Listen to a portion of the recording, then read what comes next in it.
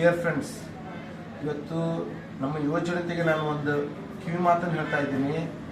ಇದು ನಿನ್ನೆ ದಿವಸ ಗಣಪತಿ ಹಬ್ಬದ ವಿಸರ್ಜನಾ ಸಂದರ್ಭದಲ್ಲಿ ಈ ಕೆರೂರಿನ ಯುವಕ ಆ ಡಿಜೆ ಸೌಂಡಿನ ಮುಂದ್ಗಡೆ, ಆ ಸೌಂಡ್ ಬಾಕ್ಸ್ ಮುಂದ್ಗಡೆ ಹೋಗಿ ನಿಂತುಕೊಂಡಿದ್ದಾನೆ. ಕೇವಲ ಒಂದು 15-20 ನಿಮಿಷ ನಿಂತುಕೊಂಡಿದ್ದಾನೆ.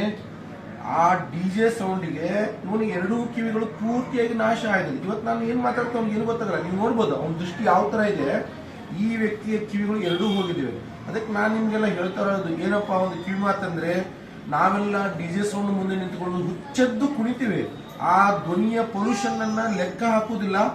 ಇದು ಈ ಯುವಕರ ಮೇಲೆ ಆದಂತ ಒಂದು ಪರಿಣಾಮ. ಆದ್ರೆ ಚಿಕ್ಕ ಮಕ್ಕಳ ಮೇಲೆ ಏನಾಗ್ತದೆ ಅಂತ ನಾವು ಯಾರು ವಿಚಾರ ಮಾಡೋದಿಲ್ಲ.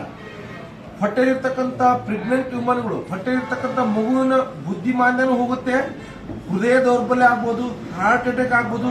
ಇವತ್ತು ಇದು ಒಂದು ಜ್ವಲಂತ ಉದಾಹರಣೆ. ನನ್ನ ಮುಂದೆ ಕುಂತಿದ್ದಾನೆ ಈ ವ್ಯಕ್ತಿ.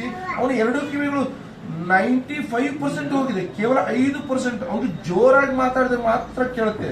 ನಾನು ಇಷ್ಟು ಸಾಮಾನ್ಯವಾಗಿ ಮಾತಾಡ್ತಿದ್ರು ಅವ್ನಿಗೆ ಏನು ಕೇಳೋದಿಲ್ಲ. ಯಾಕಂದ್ರೆ ಅವನ ವ್ಯಕ್ತಿಯ ಒಂದು ಹಾವಭಾವ ನೋಡ್ಬೋದು.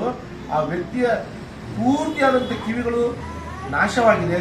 ಅದಕ್ಕೆ ನಾನು ನಿಮ್ಮಲ್ಲಿ ಒಂದು ವಿನಂತಿ ಏನ್ ಮಾಡ್ಕೋತೀನಿ ಅಂತಂದ್ರೆ, ಈ ತರ ಹೆಚ್ಚೆಚ್ಚಾಗಿ ಡಿಜೆ ಸೌಂಡ್ ಅನ್ನು ಹಚ್ಕೊಂಡು ನಾಟ್ ಓನ್ಲಿ ಗಣಪತಿ ಹಬ್ಬದಲ್ಲಿ ಮಾತ್ರ ಅಲ್ಲ, ನಾವು ಉಳಿದ ಸಂದರ್ಭದಲ್ಲಿ ದೀಪಾವಳಿ ಇರ್ಬೋದು ಅಥವಾ ನಮ್ಮ ಮದುವೆ ಸಮಾರಂಭದಲ್ಲೂ ಹುಚ್ಚ